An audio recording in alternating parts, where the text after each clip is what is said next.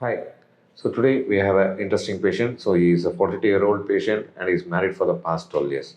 He came to us with complaints of primary infertility, and in his semen analysis, it was a very poor sperm count, which means 1 to 2 sperms were found. So we call it as cryptozoospermia. We did an evaluation to find out why his sperm parameters are poor.